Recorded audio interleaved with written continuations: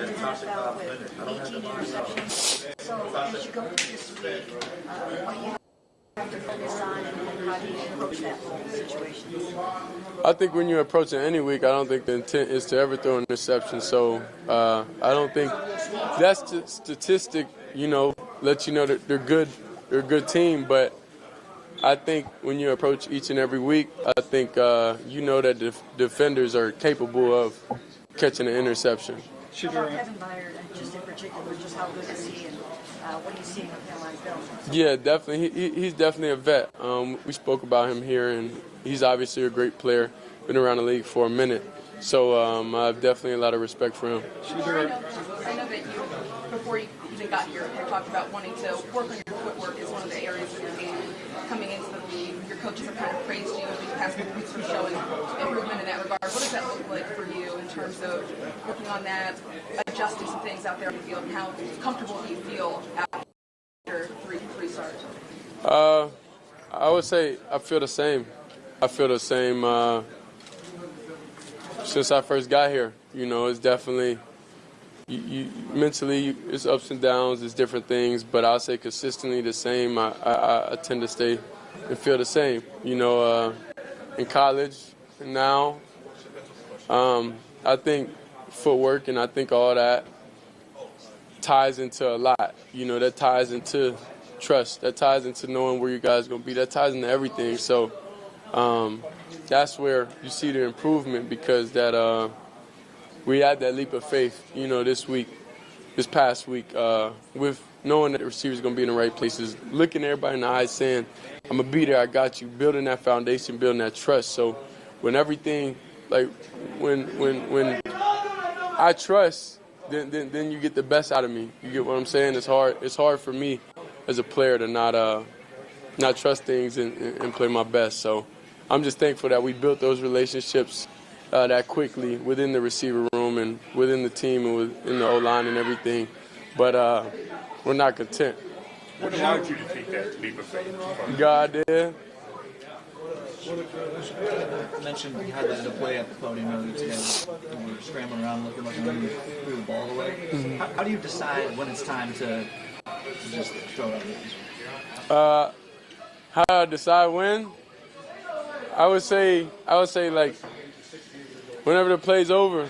Sometimes you get in situations where you gotta understand the play over, and I'm improving in that. I had a little slip up last week, for sure, when knowing the play's over. But I don't know.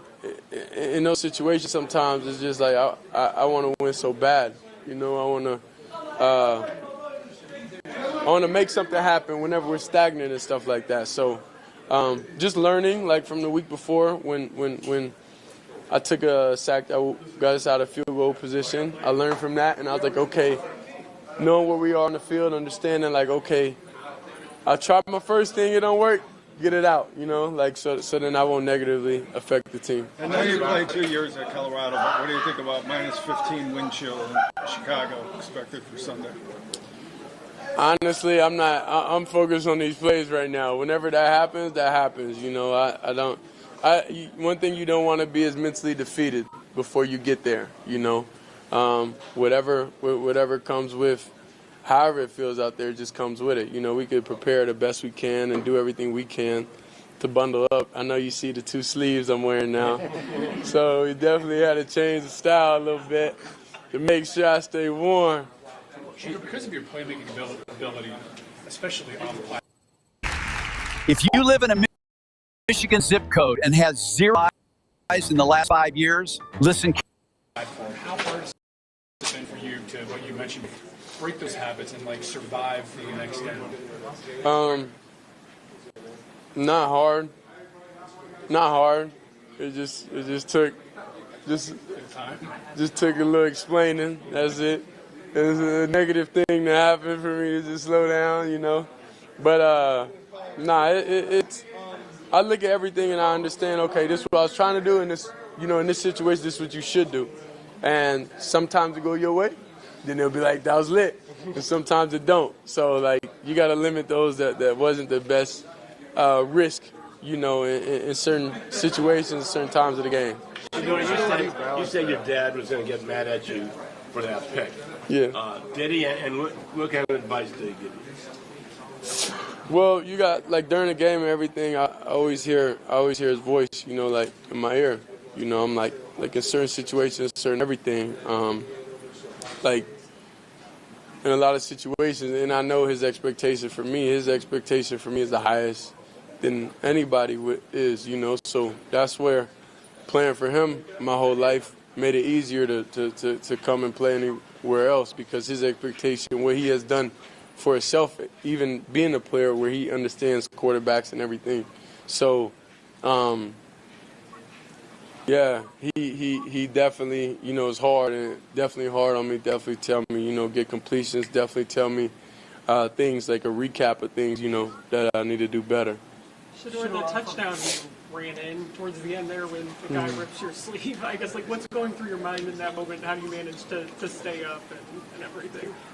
I would say went through the reads. It wasn't there.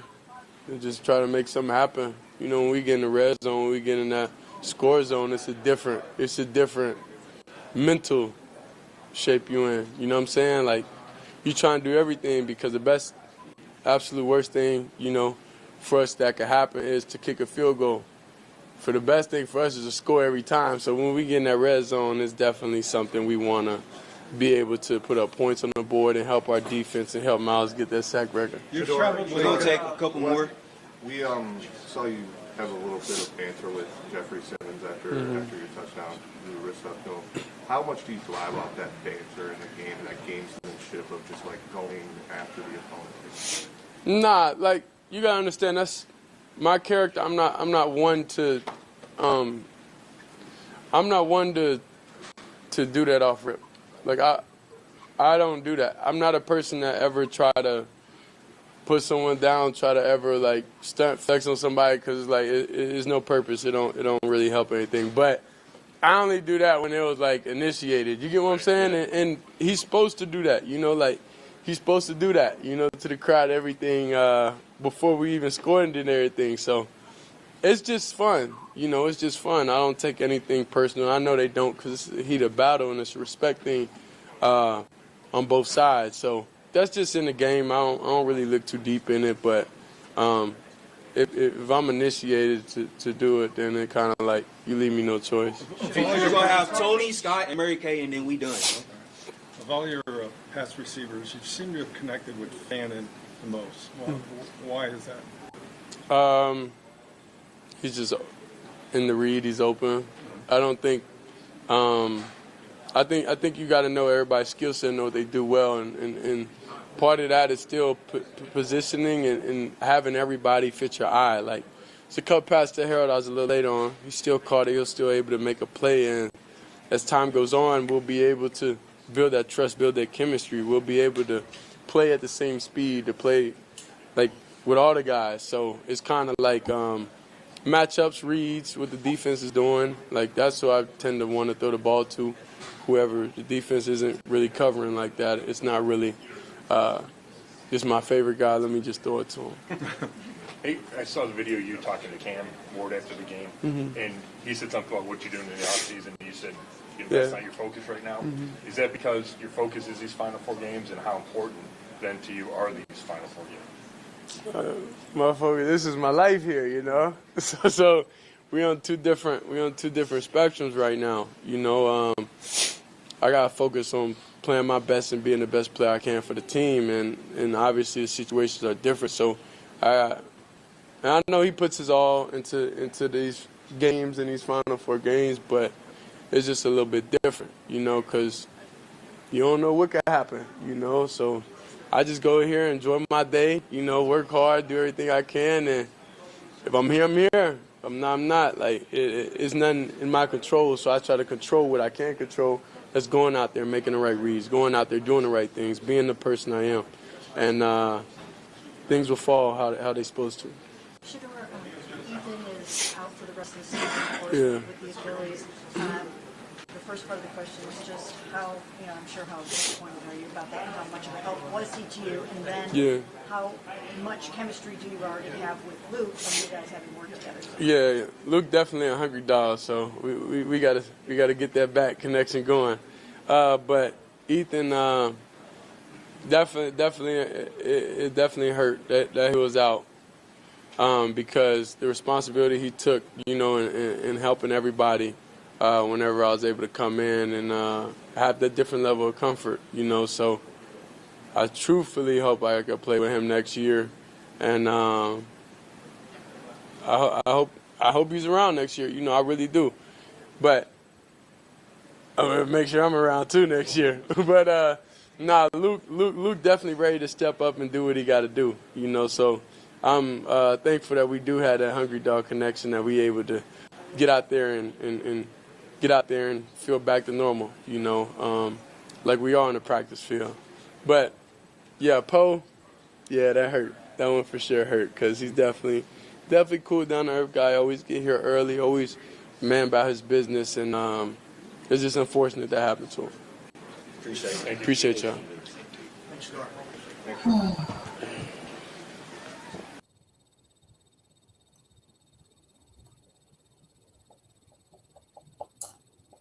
Yeah.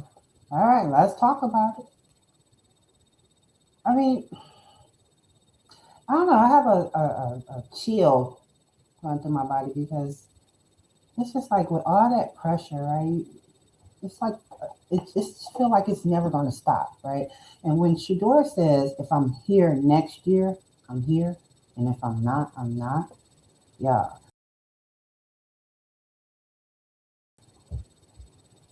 I instantly insert, and I'm trying not to cuss because I would have sung it, but that's not a player being dramatic. That's a player who's already been burned once.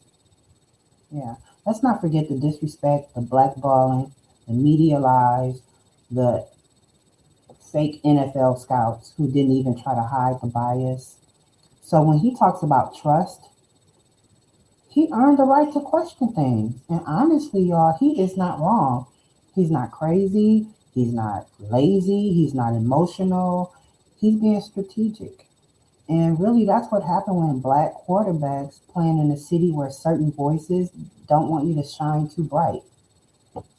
I mean, it's absolutely amazing how these people get down. So, let's take a quick culture break.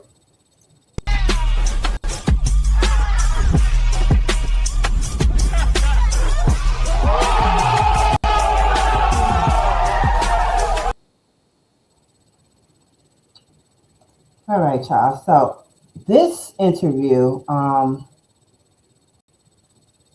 me blow it up. So this interview happened after the game. It's on the Cleveland Browns Daily, ESPN. This would be my first time watching this. I did watch the beginning, but I stopped it. And I want to get into the real spicy part, the Cleveland media. Now, besides this interview, why is it every time Shedeur excels, these folks try to police the celebration? Why is it that they just can't say good job? Why is that? Why is it so hard for these people to say good job? I'm happy that you are a part of the Cleveland Browns, and just go along with what is happening. Why is it always, they're trying to police us? They're telling Shedeur fans, don't overreact. Just relax. It was the Titans. It's just one gaslight after the next. And I'm going to say to the Cleveland media, please stop playing with us. Because when other quarterbacks sliced up the Titans, it's suddenly MVP type performance. But let Shedeur do it, and now we're being too excited. The entitlement is wild, and the bias is loud. And you got some black media folks in Cleveland, which I'm going to do a separate video about because I have to, because we're the new media. And we're not with all that fakeness. I'm not going to name any names now, but I'm going to name it in the next video. But we see y'all too. The ones who never believed, who tried to downplay all season, but now you want to click off his name. And that's the part that's embarrassing. You don't stand on nothing. But us real fans, we see through you.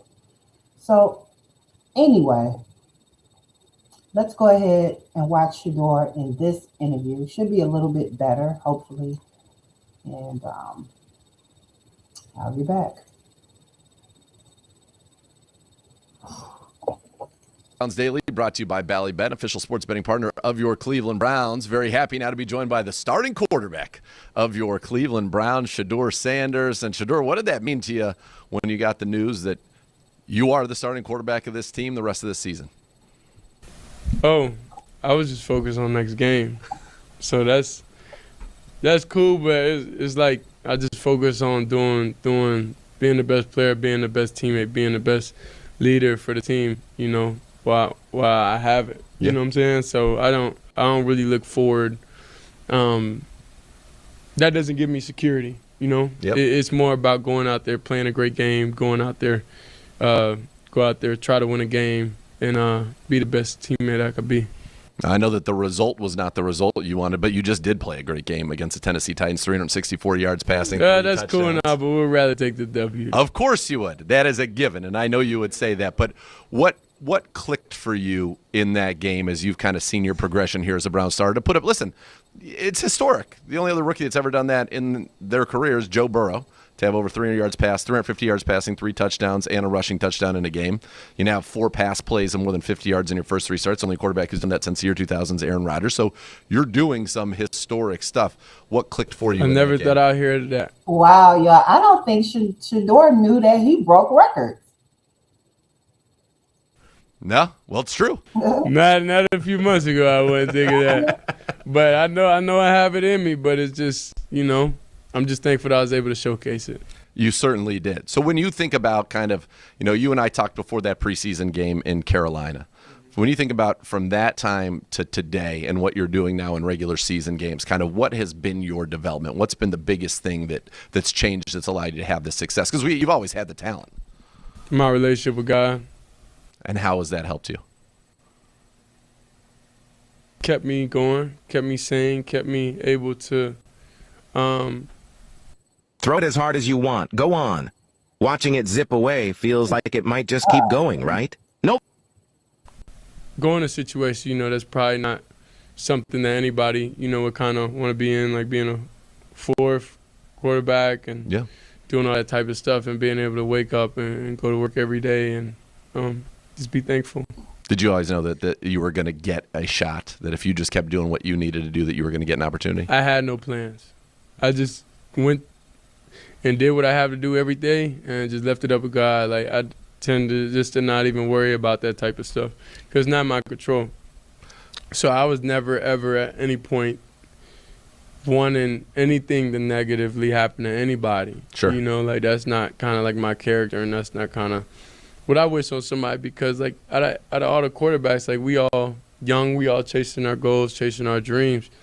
So it's like to have some type of spite that somebody else is in a position that you're not in, you know, I don't think that's a good thing. Right. So that's when, you know, when mentally I got in that place and have that type of understanding that be there and support everybody, you know, and if you get out there and you're able to do your thing, but while you're not, you know, never have any negativity, never have any hate in your heart, never feel any different type of way. When you think about, you know, kind of that first week when you were going to get your first start to now, what's kind of been is it much more comfortable? You've talked so much about trust and being on the same page, and now that you've had, you know, basically a month's worth of reps, are we seeing that start to come? Because, you know, you and Jerry, for example, you talked about that with Jerry Jeudy, and then boom, you guys hit that 6-yard. That's one of the most beautiful plays you'll see in the NFL this season. It's It's just faith and trust. I don't think we have enough time to know what we're thinking in every situation. Right. That's what that's how I play. That's how I thrive. That's how and Colorado was able to do and Jackson State be able to put up the numbers and because each and every receiver, I was able to really get in their mind and understand them every thought on the field. So whenever you don't really have that, and that's fine. Like I would never be one to complain about that because everything happens for a reason, right? And it takes time. But you got to approach the game a little different. You know, you can't approach the game how you've been approaching it, you know, your whole life because it's not the ideal situation for your whole life. So you kind of have to, I would say, have a little faith. You know, have a little faith and trust that they're going to get on spots. That's what helps you play on time. That's what helps you step up in the pocket. That's what helps you do a lot. Any quarterback that understands, you know, when the footwork get bad and all that it's really comes from a lack of trust. It don't come from a lack of awareness or lack of anything. Sure. You know, so if you're able to do that in 1 week, you know, then it's not bad pocket awareness. It's not that. It's just like you got to be able to have that trust. You got to be able to have that you got to be able to see everything out the same lens. And when you say trust, like there's probably a lot of layers to that, right? It's trusting what you see, number one. Yeah. So it's not just like, oh, I don't trust receiver. You know what I'm saying? Yeah. It's not that at all. Trusting the line, trusting what you're seeing. Nah, and it's not even just trusting the line. It's trusting that they'll be in the spots at that time when I'm seeing from getting spots. So during the game, that's when we communicate. We say, hey, it's a little quicker game today. You know, like speed up, get your eyes around faster. You know what I'm saying? Like it's those different moments to where y'all have a feel for each other. Yeah. Seems like one guy that you do have a really good feel with is Harold Fannin. And you guys have been... I guess Harold's open in the read.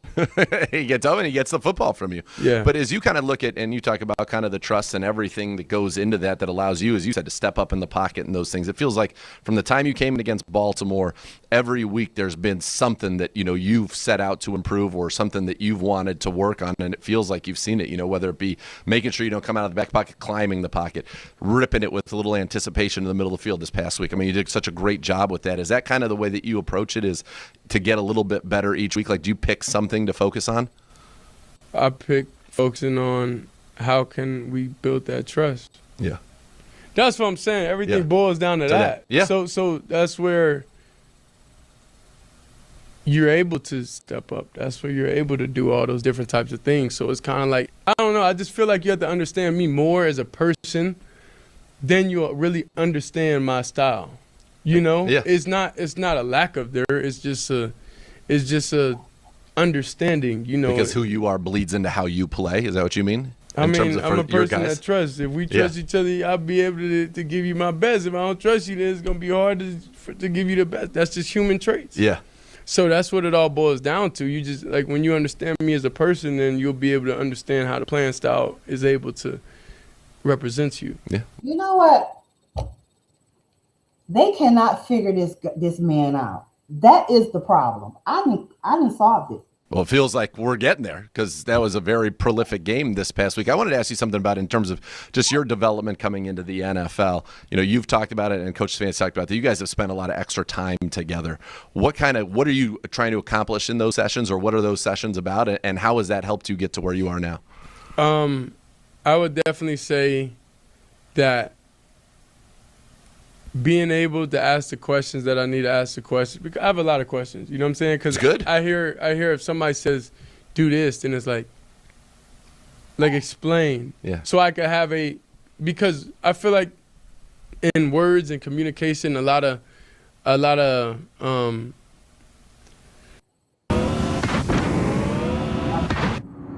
trying to figure out his message, the message in his madness. a lot of words.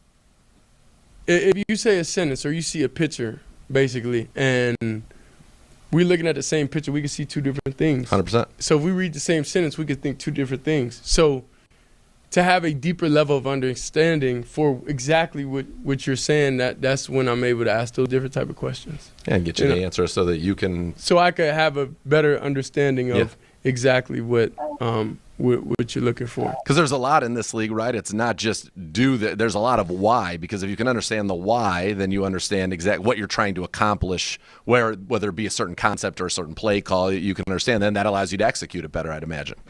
That's good stuff. All right, next few games, you're going against teams that are playing for their playoff lives. Chicago, Buffalo, Pittsburgh. I know you're focused on just on Chicago, but is that an exciting challenge for you to be able to take? That's a next step, right, to go against these teams that they're playing meaningful football in December. This is meaningful football for you to be able to put something like that on a bigger stage. I think any game is meaningful. Absolutely. It's the NFL. Yeah, so they're all meaningful. That doesn't add any extra motivation. Yeah. Yeah, that doesn't add any extra motivation. It's just like I'm thankful to be able to play, and I'm motivated by being able to have an opportunity to go out there and play. So whoever the opponent is, it could be Satan himself, and I'll be out there ready to go.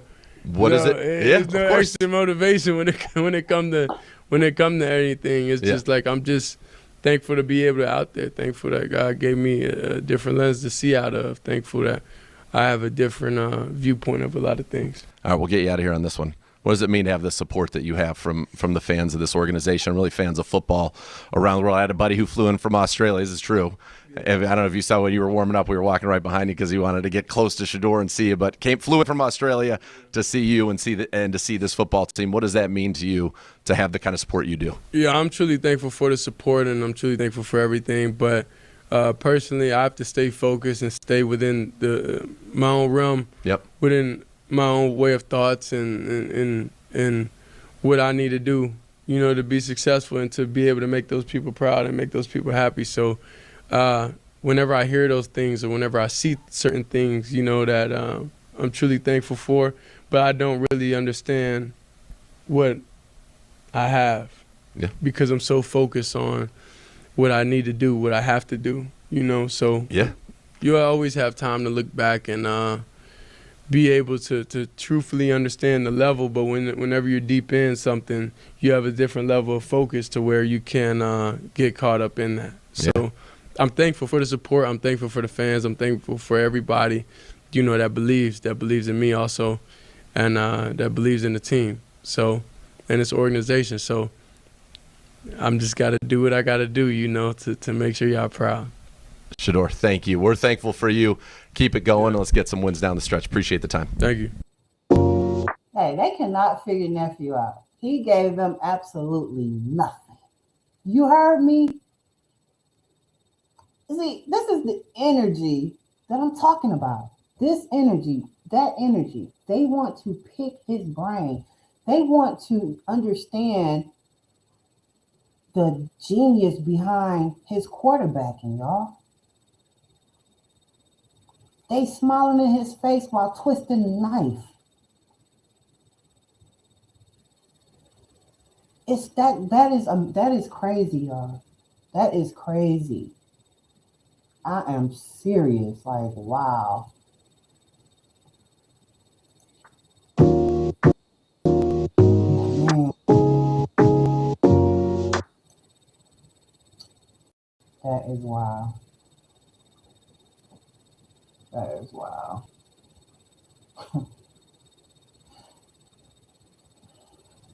Yeah. So here's the big question that I have. What does all this mean for next year? To me, honestly, Shedeur is keeping that door cracked open. And I don't blame him.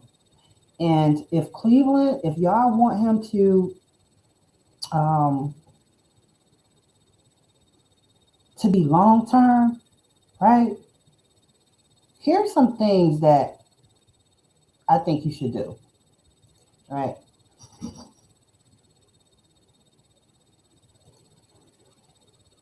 Where am I? The first thing I think you should do is respect him. That's number one. Where am I? Okay. The second thing you should do is protect him. Support him and stop letting your Cleveland media smear campaigns that go unchecked. And the last thing you should do is pay him. because players don't forget this stuff. And I know y'all heard the pain in his voice. Families don't forget this stuff. I know y'all think the pain on Coach Prime's face. And the culture, we definitely don't forget this stuff. And we the ones who gonna let them know because they can't say what we can say, which is the importance of this platform and every other Black podcast platform that has all of a sudden came, because we had to, y'all, because they were getting ate up in the media. And they had a narrative, and a lot of us are fighting for Black culture, Black fatherhood, Black this, Black that.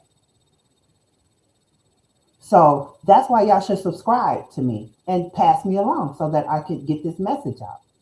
But y'all, that's my breakdown for today. Drop your thoughts in the comments. Do you think Shedeur stays with the Browns next season? I want him to get out of Cleveland. Do you think the media is ever going to give him the respect he deserves? And how did this presser hit you?